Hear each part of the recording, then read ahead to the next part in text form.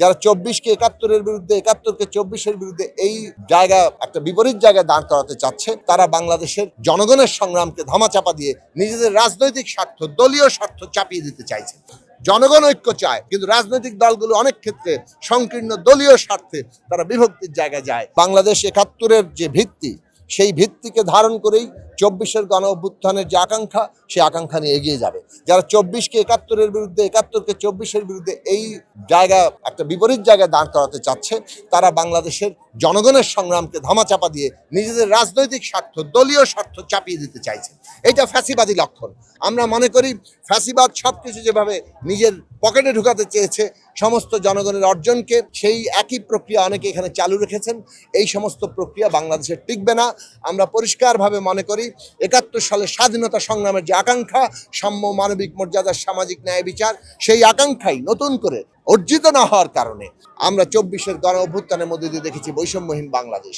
এই সংগ্রামের যে মহাকাফেলা, এই কাফেলা চলছে এবং বাংলাদেশ এই সংগ্রামে মানুষের যে শহীদের যে আত্মত্যাগ, তার যে স্বপ্ন এবং আকাঙ্ক্ষা, তার পথ ধরেই আগামী দিনে সেই পথে যাবে। আগামী নির্বাচন হবে সংবিধান সংস্কার পরিষদ এবং জাতীয় সংসদ নির্বাচন, সেই গণভোট হবে এবং জনগণের অনুমোদনের ভিত্তিতে সংবিধান সংস্কার পরিষদে আমরা গণতান্ত্রিক সংস্কার সম্পন্ন করব, সংবিধান সংস্কার সম্পন্ন করব এবং তার বাস্তবায়ন করব। এই যে প্রাক্কাল, এই যে একটা ঐতিহাসিক মুহূর্ত বাংলাদেশে, এটাকে নস্যাৎ করার জন্য পতিত ফ্যাসিস্টরা আর দেশের ভেতরে কোনো রাজনৈতিক মহল নির্বাচনটাকে বানচাল করতে চাইছে দলীয় স্বার্থ। আমরা মনে করি যে এই রকমভাবে কোনো চেষ্টাই সফল হবে না। জনগণের ঐক্যবদ্ধ প্রয়াস যেভাবে অভ্যুত্থান সফল করেছে, সেইভাবে আগামী সংস্কার এবং নির্বাচনকে সফল করবে এবং সেই কারণে ন্যূনতম জাতীয় ঐক্যমত্য দরকার। সে কারণে আমরা সকল অভ্যুত্থানের অংশগ্রহণকারী শক্তির প্রতি আহ্বান জানাই যে ন্যূনতম জাতীয় ঐক্যমত্যের ভিত্তিতে বিচার, সংস্কার, নির্বাচনের পথরেখা সফল করুন। এই রাষ্ট্রের এতগুলো প্রতিষ্ঠান থাকতে, আইন শৃঙ্খলা বাহিনী, গোয়েন্দা সংস্থা থাকতে, ষড়যন্ত্রকারীরা এত দীর্ঘ সময় ধরে ষড়যন্ত্র করে আজকে সফল হচ্ছে। কাজেই রাষ্ট্রের প্রতিষ্ঠানের থেকে, কর্তব্যরত থেকে যারা দায়িত্ব পালন করছেন না, তাদের বিরুদ্ধে ব্যবস্থা গ্রহণ করতে হবে এবং কোনো ষড়যন্ত্রকারী যাতে সফল না হতে পারে, তার জন্য জনগণের বৃহত্তর ঐক্য দরকার। আমাদের দরকার অভ্যুত্থানকারী শক্তির সময় ন্যূনতম জাতীয় ঐক্যমত্য।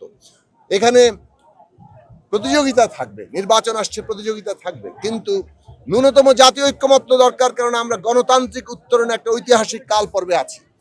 সময় খুব গুরুত্বপূর্ণ।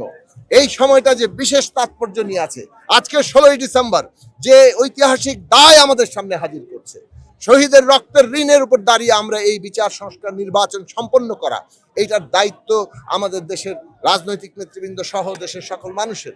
জনগণ ঐক্য চায়, কিন্তু রাজনৈতিক দলগুলো অনেক ক্ষেত্রে সংকীর্ণ দলীয় স্বার্থে তারা বিভক্তির জায়গায় যায় এবং তারা এমনকি নির্বাচনকেও বানচাল করার অনেকে নানান রকম চেষ্টা করে। এই সব চেষ্টা থেকে সরে এসে নির্বাচন সফল করার জন্য আমাদের উদ্যোগ নিতে হবে, সেটাই আমরা আহ্বান জানাই।